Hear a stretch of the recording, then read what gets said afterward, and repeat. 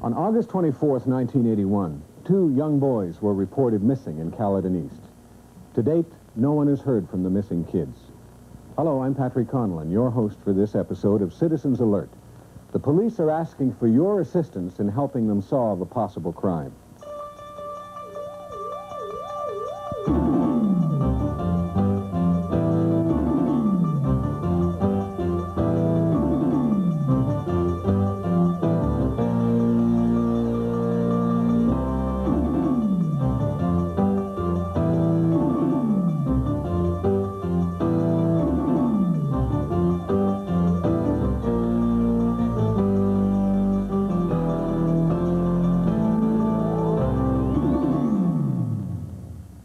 Introduced to each other just a couple of weeks before, the pair were last seen in this area on the night of August 24th, 1981.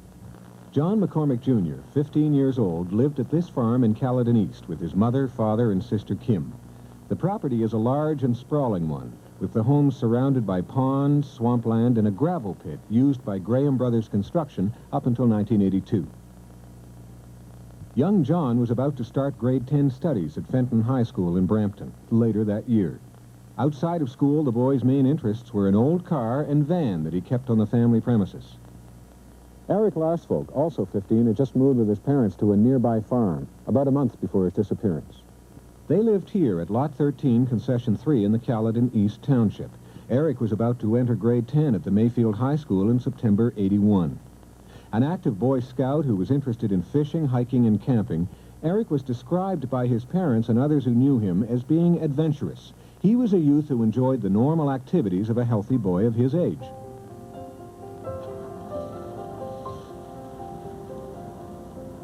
On the morning of his disappearance, Eric got ready for an interview at his high school. His mother and sister drove him there about 2 o'clock. After receiving a course list that he expressed real interest in, he and his mother and sister drove to Brampton to visit some family friends.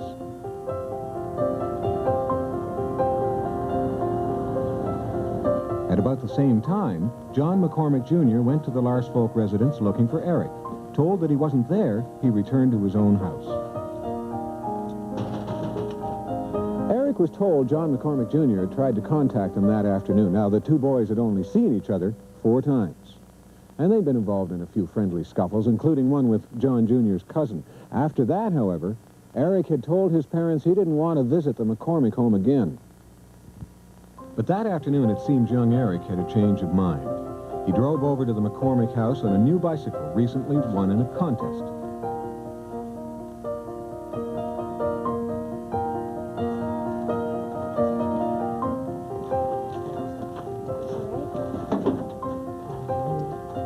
John Jr. had an interest in old cars, and he had a van the two boys worked on.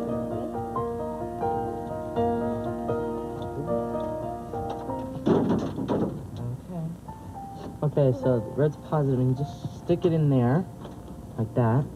Then you take the negative one, and you stick it on the one back there, and then you all set up. Okay, that's fine. Both boys were active and loved being outdoors. Eric went home for supper between 5 and 5:30 that evening. At about 6 p.m., Eric Larsfolk left home to again visit the McCormick boy. It was the last time either of his parents set eyes on him. John Jr.'s mother, Joyce McCormick, went to work at about 3, leaving her 2 children and husband at home. When Eric returned to visit John, they again drove around the yard enclosure in the black shed. John's father drove his sister Kim to a babysitting job, and when he returned shortly after 6, the 2 boys were still preoccupied with the vehicle. Yeah, there it is. Okay, and that should... yeah. Okay, that doesn't seem to be too bad. That night, several men were working in the gravel pit. All were later interviewed, and all claimed to have seen 2 boys enter the pit at about 6:45 p.m.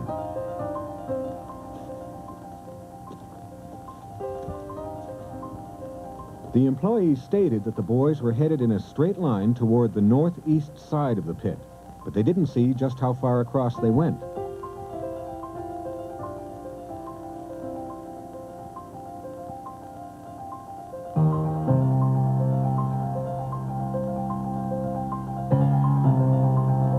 When John's mother came home at 11 o'clock, the boy wasn't at the front door to greet her as he usually was.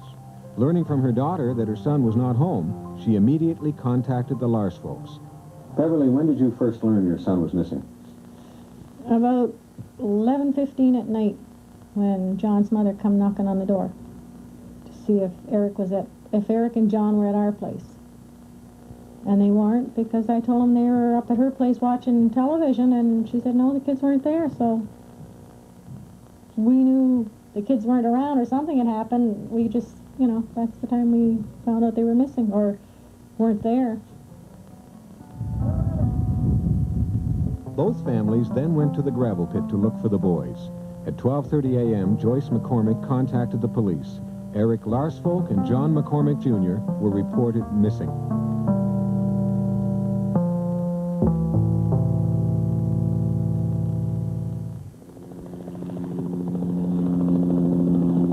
On August 25, 1981, an OPP helicopter made an aerial search of the McCormick farm and the surrounding area. They found nothing. The farm is a complex piece of property covering in excess of 100 acres, with bushland, cornfields, ponds, swamps, and a 35-acre gravel pit. This pit was used by Graham Brothers Construction of Brampton.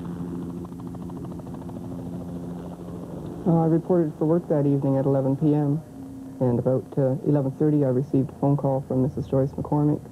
She was very upset and informed me that her son John, who was 15, wasn't at home and couldn't be located, and that he was with a friend of his, Eric Larsfolk.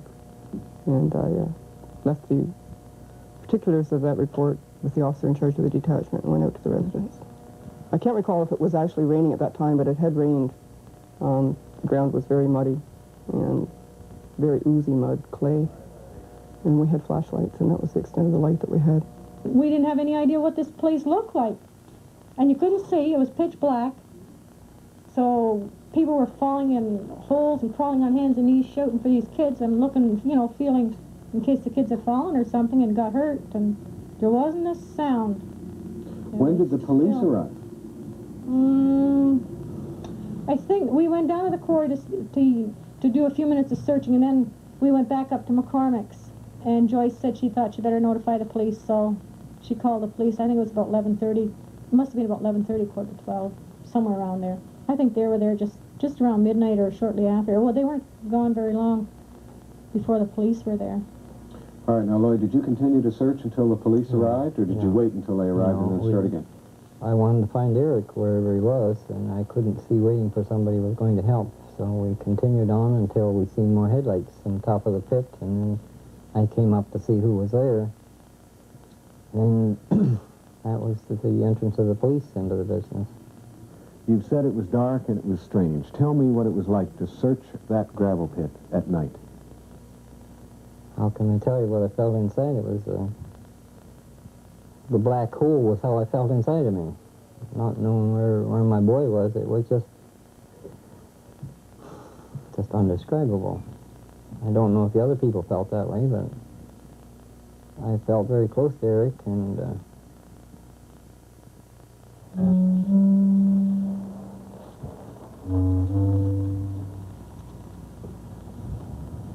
It appears that the boys had just disappeared. As one constable put it, disappeared off the face of the earth. The boys left behind few clues. Eric's new bicycle was left in the McCormick driveway. The gates to the 2-acre yard enclosure where they drove the car, and where incidentally horses roam, were left open on the east and west sides. The black Chevrolet was found in the middle of this enclosure. It was later learned that John Jr. had recently bought it from a teacher at his school. The passenger door was open, and the trunk, which was usually tied down, was up. Tire marks indicated an abrupt stop. Well, I think he was, to a large extent, a pretty average teenager. He liked working with cars, and he enjoyed woodworking, and he helped me around the house a lot here. I've been renovating the place for some time, and loved junk food and playing in arcades. Pretty average. You two were pretty close. Yes, John and I were quite close, and we talked about a lot of things. He had been having some trouble at home, but that had been talked about with his parents, and that was resolved. And that Sunday, he was happy. There were no problems at home. He wasn't unhappy about his home life. He had talked about going to school, back to school, and taking some more body shop courses. And he was looking forward to it. And he had had a good summer. He'd been down in Virginia visiting with his aunt, his cousins. He'd had a good time. He'd worked down there and made some money helping out his cousins, cutting grass and so forth, and had bought a radio, which he was pretty proud of, he carried around with him a lot. He took it and he was pretty proud of that, but that's still down at the house.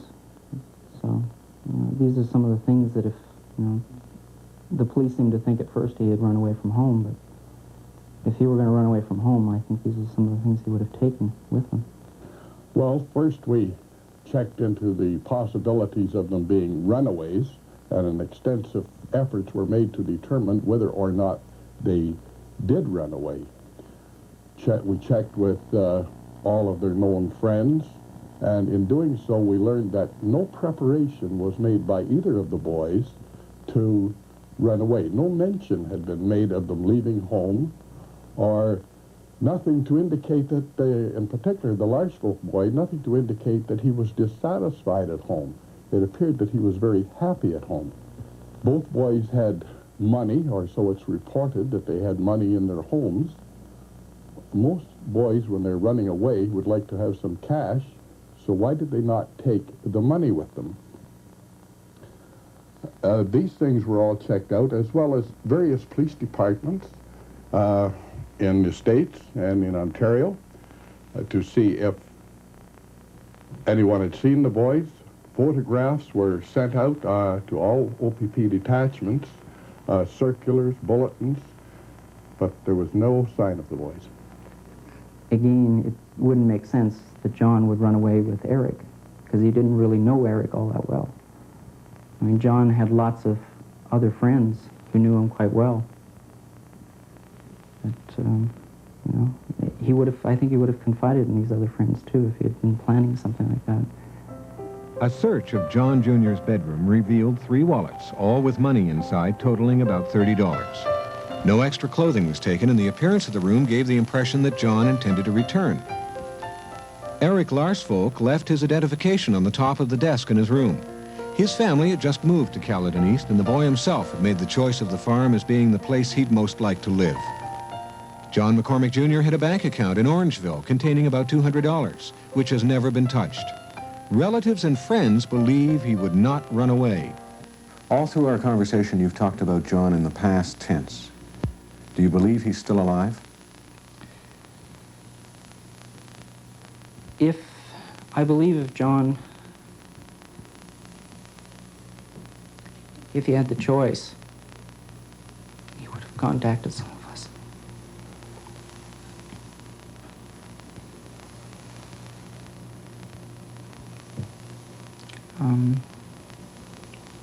I realize the Lars folks still hold out a lot of hope for Eric.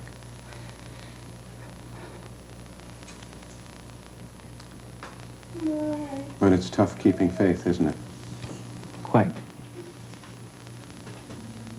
We want anything we can do to find him.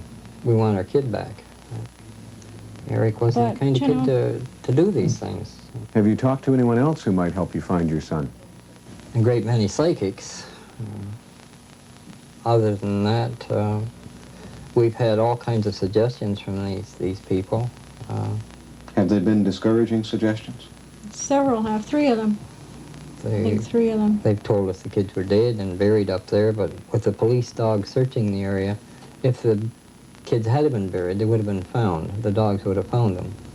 But we didn't realize that at the time. That, if we had realized that when the psychics told us this, perhaps what they told us wouldn't have been so upsetting. what I do, again, is go to the last known place of where the people were and take Polaroid snapshots, because when I go home and do my thing, literally, I need the pictures to tune into to see if we can get a location. Would you lead us through them, please? What we have here is the entrance to the quarry, and this is where I started to pick up their track. We've got, all of them are the lead in to the quarry area. Mm-hmm. And you'll notice where that little yellow pump house is, as I believe it's called. Mm-hmm. That is the spot where I've got their bodies some 50 to 100 feet away from that area.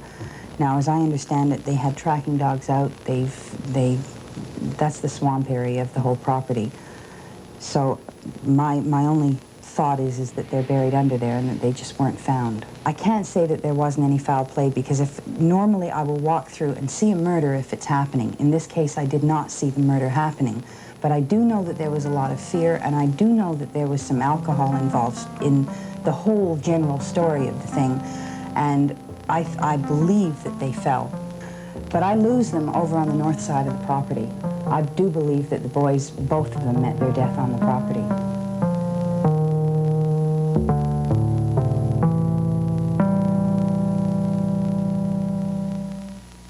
During the early hours of August 25th, 1981, the McCormick property was searched by family, friends, and 2 officers from the Ontario Provincial Police, Snellgrove Detachment.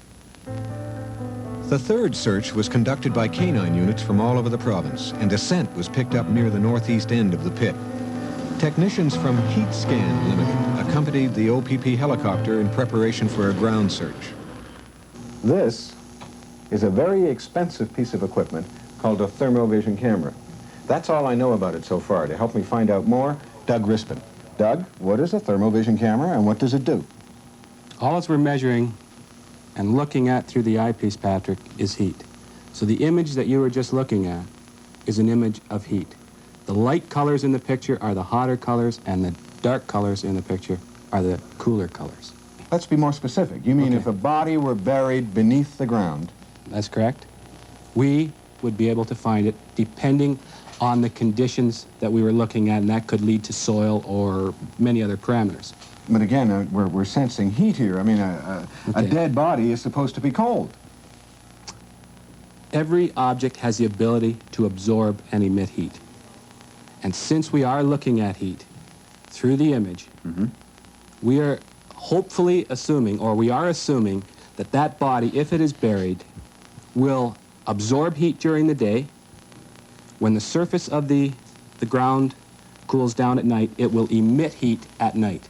Exhaustive searches were made of the area, covering up to 100 acres of complex property, due to the possibility the boys may have met with foul play. Sometimes there were over 40 people involved in the searches, but they didn't uncover any new evidence. I do not feel that these boys left that area on their own initiative. What about the 2 families? Are they both wealthy? In other words, could there have been a kidnapping?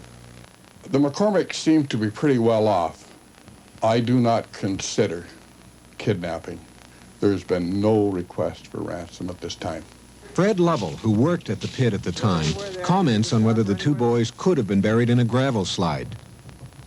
Well, this pretty hard bank here, and I've never seen it fall in yet. You have to dig it down. There's a swamp here as well. Is it possible they wandered in and drowned? Unless you fell down in it, or was knocked down. That's my opinion of it. I haven't been through the whole swamp, but what I've seen, there's enough water in there to drown. There's a certain shovel you used to work with at that time. What happened to it? I don't know. It was gone the next day, next afternoon when I went to use it, I couldn't find it. Now, what kind of, a short-handled shovel? Tell me a little more about Well, it. it stands about 3 feet high, round mouth on it. Okay, and it was gone the following day? Mm-hmm. Any guesses as to where it might have gone? No.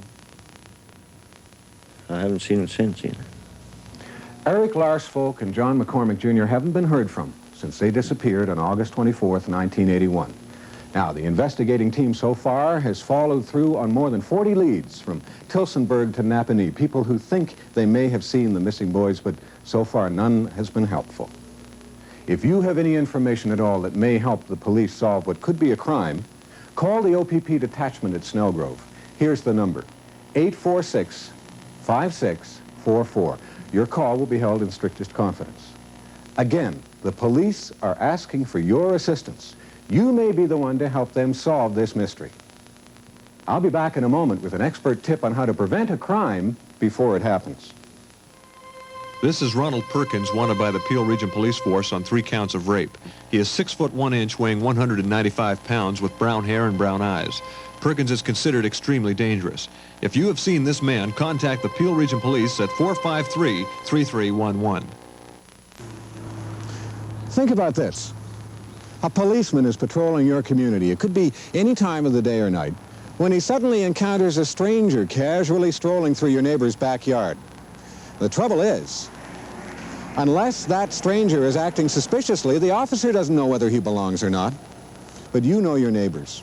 You know what kind of car they drive. You know whether that garage door or that basement window should be open or not. In fact, you may be the first person to recognize that that stranger is actually an intruder.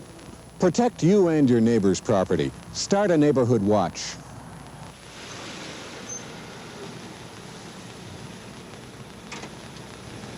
Each neighbor can effectively watch those homes to the front, sides, and back. And what if you see something suspicious?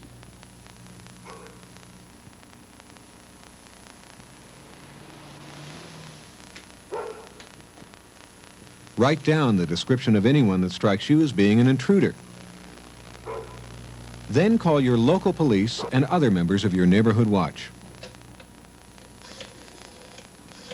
Without being overly cautious, keep an eye open for strangers in your neighborhood.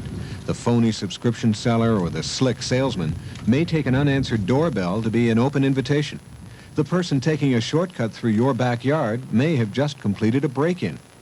What's important to remember is that you never assume that the problem has already been taken care of. Don't wait for someone else to call. Contact the police immediately.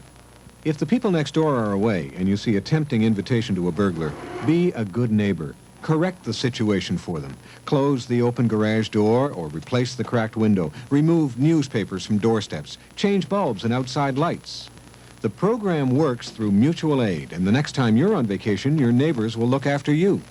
If you're going away, leave the following information with a member of your group: where you are going, how or where you can be reached, when you're planning to return. If you'd like to start your own community program, contact your local police. They'd be pleased to help you put it together. But just remember this: the success of the program depends on the observation of the participants in it. Think about it. Neighbors watching neighbors is what it's all about. And working together prevents crime.